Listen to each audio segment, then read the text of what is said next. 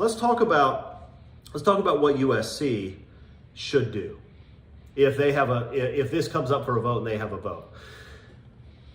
A lot of people have said, well, the two former Pac-12 schools, the LA schools, they would benefit from having an Oregon and Washington because it would cut down on travel.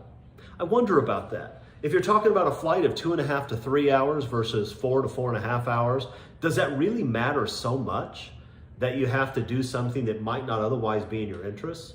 And by the way, if the travel really is so awful, then why would the rest of the Big Ten sign up to have to travel all the time to the Pacific Northwest? If the travel's a problem, those teams aren't going to want to do it just to make USC and UCLA happy. And clearly, it wasn't a requirement for USC and UCLA to join because those other schools still aren't there. USC and UCLA were willing to take on the travel burden. It doesn't mean that Indiana wants to. So if the travel's a big deal, and I'm not convinced that the travel difference between the Midwest and the Pacific Northwest is such a big deal that it's going to be a problem. But if it's a problem for the other Big Ten schools. I'm not convinced that they want to take it on. All right, that's number one. So here's the deal.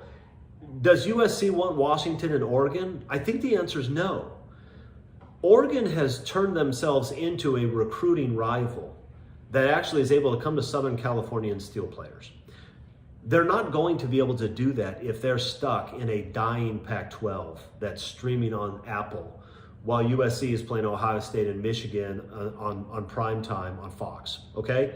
They're not going to be able to compete. Kids don't want to play in what is clearly a second-rate conference, and the Pac-12 is going to be a second-rate conference.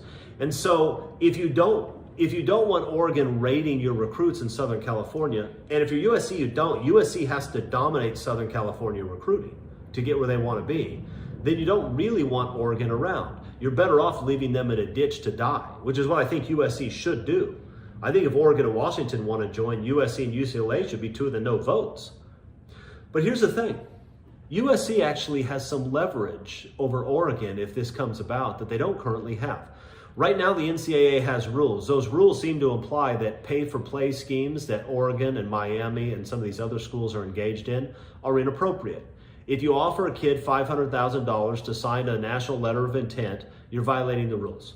That's certainly what the NCAA rules seem to suggest. That is USC's understanding of the rules. It is Lincoln Riley's understanding of the rules. And USC has made a decision that it will not engage in pay-for-play. It will help its guys get NIL money, and some of them, like Caleb Williams, are getting a lot of it. But they're not going to engage in pay-for-play. That's clear. And they've lost out on recruits as a result. If Oregon and Washington want to join the Big Ten, and they need USC's vote to do it, why doesn't USC simply say, okay, we'll let you in, but you're going to have to agree to various changes in how you do things. In fact, we'll incorporate these into the conference rules. No more pay-for-play. You cannot offer somebody $500,000 to sign on the dotted line, Oregon. Oregon may not like it. In fact, I know they won't like it. But it doesn't really matter because USC and the rest of the Big Ten hold all the leverage. So if Oregon and Washington join, I would hope that USC and UCLA will use that the leverage they have as an opportunity to curtail what Oregon is engaged in, which USC believes is wrong and against the rules, and is giving Oregon an unfair advantage. So if Oregon joins, make them play by the same rules that the other teams in the Big Ten are playing by. And I think the other teams in the Big Ten are playing by USC's rules. I don't think there are any pay-for-play teams there. At least Michigan, Ohio State, and Penn State don't seem to be. So if USC decides that they're going to vote yes on an Oregon admittance at some point, I would hope they would use their leverage to force that change. That being said,